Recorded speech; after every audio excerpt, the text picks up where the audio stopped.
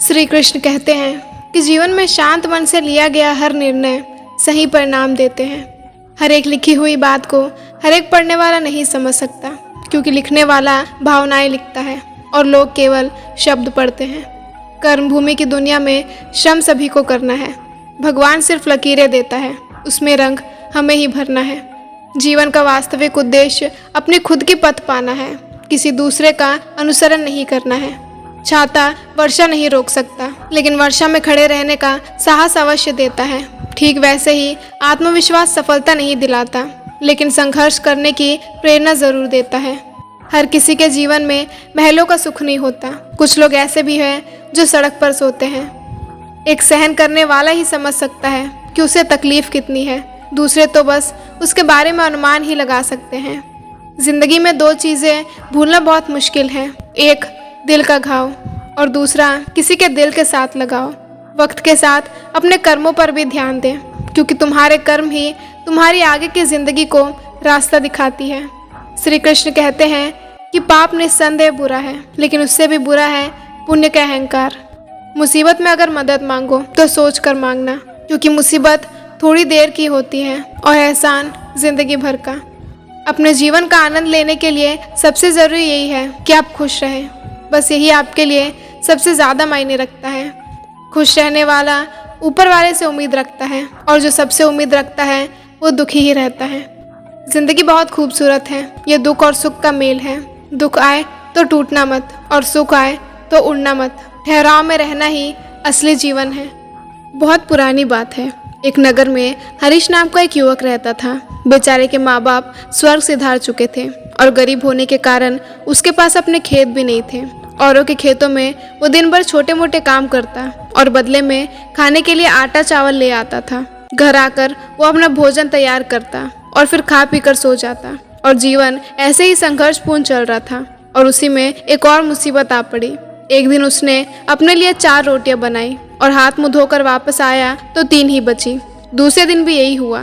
तीसरे दिन उसने रोटियां बनाने के बाद उस स्थान पर नजर रखी तो उसने देखा कि कुछ देर बाद वहां एक मोटा सा चूहा आया और एक रोटी उठाकर ले जाने लगा। हरीश बिल्कुल तैयार था। वो फौरन चूहे को पकड़ लेता है। चूहा बोला, भैया मेरी किस्मत का क्यों खा रहे हो, मेरी रोटी मुझे ले जाने दो।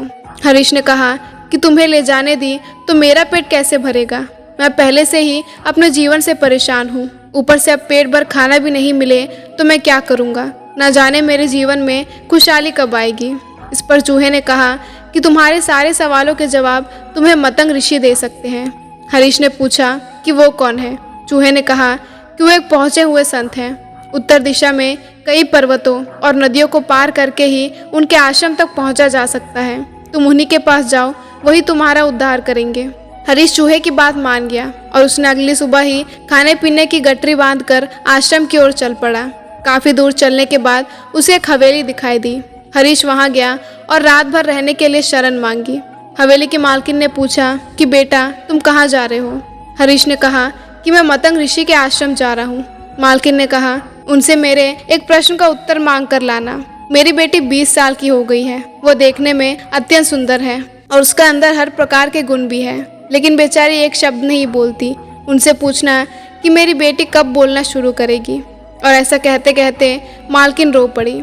हरीश ने कहा कि आप परेशान न होए, मैं आपका उत्तर ज़रूर लेकर आऊँगा। हरीश अगले दिन आगे के लिए चल पड़ा। रास्ता बहुत ही ज़्यादा लंबा था। रास्ते में उसे बड़े बड़े बर्फीले पहाड़ मिले। उसे समझ नहीं आ रहा था कि वो उसे कैसे पार करे। समय बीत रहा था, तभी उसे एक तांत्रिक दिखाई दिया जो वहाँ बैठकर तपस्या कर रहा था। हरीश तांत्रिक के पास गया और उससे बोला कि मुझे मतंग ऋषि के दर्शन को जाना है, मैं कैसे जाऊँ, रास्ता तो बहुत ही परेशान करने वाला है। तांत्रिक ने जवाब दिया कि मैं तुम्हारा सफ़र आसान बना दूंगा, पर तुम्हें मेरे एक प्रश्न का उत्तर लाना होगा। हरीश ने कहा किंतु जब आप वहाँ पहुँच सकते हैं तो आप स्वयं ही क्यों नहीं चले जाते। तांत्रिक ने कहा क्योंकि मैंने इस स्थान को छोड़ा तो मेरी तपस्या भंग हो जाएगी। हरीश ने कहा कि ठीक है, आप अपना प्रश्न बताइए। तांत्रिक ने कहा कि तुम पूछना कि मेरी तपस्या कब सफल होगी और मुझे ज्ञान कब मिलेगा। इसके बाद तांत्रिक ने अपनी तांत्रिक विद्या से उस युवक को पहाड़ पार करा दिया। अब आश्रम तक पहुंचने के लिए सिर्फ एक नदी ही पार करनी थी। हरीश इतनी विशाल नदी देखकर घबरा गया। तब उसे नदी किनारे एक बड़ा सा कछुआ दिखाई दिया। हरीश ने कछुए से मदद मांगी। आप मुझे अपनी पीठ पर बैठाकर नदी पार करा दीजिए। जब दोनों नदी पार कर रहे थे तो कछुए ने पूछा कि तुम कहाँ जा रहे हो। हरीश ने उत्तर दिया कि मैं मतंग ऋषि से मिलने जा रहा हूँ। कछुए ने कहा, यह तो बहुत अच्छी बात है। क्या तुम मेरे एक प्रश्न का उत्तर उनसे पूछ कर ला सकते हो? हरीश ने कहा, बताइए अपना प्रश्न। कछुए ने कहा कि मैं एक असाधारण कछुआ हूँ जो समय आने पर ड्रैगन बन सकता है। मैं 500 साल से इस नदी में हूँ और ड्रैगन बनने की कोशिश कर रहा हूँ। मैं ड्रैगन कब बनूंगा? बस यही सवाल है मेरा। नदी पार करके कुछ दूर जाने पर मतंग ऋषि का आश्रम दिखाई देने लगा। आश्रम में प्रवेश करने पर शिष्यों ने हरीश का स्वागत किया। शाम के समय ऋषि ने हरीश को दर्शन दिए और बोले कि पुत्र, मैं तुम्हारे किन्हीं 3 प्रश्नों का उत्तर दे सकता हूँ। पूछो अपने प्रश्न। हरीश असमंजस में फंस गया कि वह अपना प्रश्न पूछे या उसकी मदद करने वाले मालकिन, तांत्रिक और कछुए का। वो अपना प्रश्न पूछना तो चाहता था, पर उसने सोचा कि उसे मुसीबत में मदद करने वाले लोगों का उपकार नहीं भूलना चाहिए। उसे ये नहीं भूलना चाहिए कि उसने उन लोगों से ये वादा किया था कि वो उनके प्रश्नों का उत्तर ज़रूर लेकर आएगा। उसी पर उसने निश्चय किया कि वो खूब मेहनत करेगा और अपनी ज़िंदगी बदल देगा। लेकिन इस समय उन 3 लोगों की ज़िंदगी में बदलाव लाना ज़्यादा ज़रूरी है। और यही सोचते सोचते उसने ऋषि से पूछा कि हवेली के मालिक की बेटी कब बोलेगी। ऋषि ने कहा कि जैसे उसका विवाह हो जाएगा वो बोलना शुरू कर देगी। हरीश ने पूछा कि तांत्रिक को मोक्ष कब प्राप्त होगा। ऋषि ने कहा कि जैसे ही वो अपनी तांत्रिक विद्या का मोह छोड़ उसे किसी को दान दे देगा, उसे ज्ञान की प्राप्ति हो जाएगी। हरीश ने पूछा कि वो कछुआ ड्रैगन कब बनेगा। ऋषि ने जवाब दिया कि जिस दिन उसने अपना कवच उतार दिया वो तुरंत ही ड्रैगन बन जाएगा। हरीश ऋषि के उत्तर जानकर बहुत ही प्रसन्न हुआ। अगली सुबह वह ऋषि का चरण स्पर्श कर वहाँ से प्रस्थान कर गया। वापस रास्ते में उसे कछुआ मिला।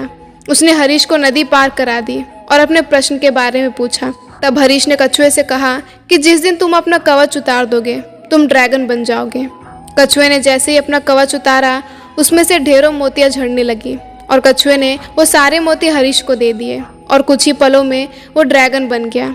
उसकी खुशी का कोई ठिकाना नहीं रहा। उसने फौरन ही हरीश को अपने ऊपर बिठाया और बर्फीली पहाड़ियाँ पार करा दी। थोड़ा आगे जाने पर उसे तांत्रिक मिले। हरीश ने उनको बताया कि जिस दिन वो अपनी तांत्रिक विद्या का मोह छोड़ उसे दान कर देंगे उन्हें ज्ञान की प्राप्ति हो जाएगी। यह सुनकर तांत्रिक बोले कि अब मैं कहाँ किसी को ढूंढने जाऊँगा, ऐसा करो कि तुम ही मेरी विद्या ले लो। और ऐसा कहते हुए तांत्रिक ने अपनी सारी विद्या हरीश को दे दी और अगले ही क्षण उसे ज्ञान की प्राप्ति हो गई।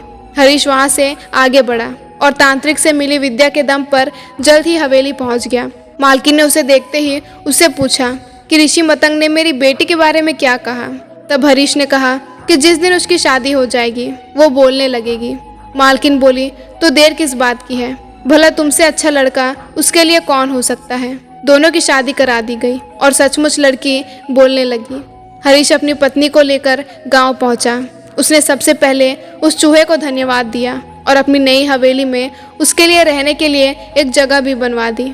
कभी जीवन में हार चुके हरीश के पास आज धन, दौलत, परिवार, ताकत सब कुछ है, सिर्फ इसीलिए क्योंकि उसने अपने प्रश्न का त्याग किया था। उसने खुद से पहले दूसरों के बारे में सोचा था और यही जीवन में कामयाब होने का मंत्र है। ये मत पूछिए कि औरों ने आपके लिए क्या किया, बल्कि ये सोचिए कि आपने औरों के लिए क्या किया। इसीलिए जीवन में त्याग का बहुत महत्व है। मान्यता है कि जिस व्यक्ति का जितना बड़ा लक्ष्य होता है उसको त्याग भी उतना ही बड़ा करना पड़ता है। आसानी से हासिल किया लक्ष्य जीवन में आपको सफल तो बना सकता है, लेकिन शिखर तक कभी नहीं पहुंचा सकता। जीवन में थोड़े समय के लिए किया गया त्याग आपको भविष्य में बड़ी सफलताएं दिलाने का कारण बनती है। यही कारण है कि जो विद्यार्थी अपने शुरुआती जीवन में त्याग करता है और भौतिक चीज़ों के माया जाल में नहीं फंसता, उनके लिए सफलता हासिल करना ज़्यादा आसान हो जाता है। महान व्यक्ति कभी भी अपने स्वार्थ के लिए त्याग को नहीं अपनाता, बल्कि उसका त्याग हमेशा दूसरों के हित के लिए होता है। वास्तव में जो व्यक्ति दूसरों के हित में अपने सुखों का त्याग कर सकता है वही साधारण मनुष्य से ऊपर उठकर एक महामानव बनता है। ऐसे महामानव ही समाज, देश और सृष्टि के कल्याण का निमित्त बनते हैं। जीवन में आवश्यकताएं जितनी कम होगी सुख उतना ही अधिक होगा। आवश्यकताओं का त्याग करना आपके आने वाले कल को बेहतर बनाता है। आज की वीडियो में बस इतना ही। मिलते हैं अगली वीडियो में। तब तक के लिए अपना ख्याल रखें। जय श्री कृष्ण।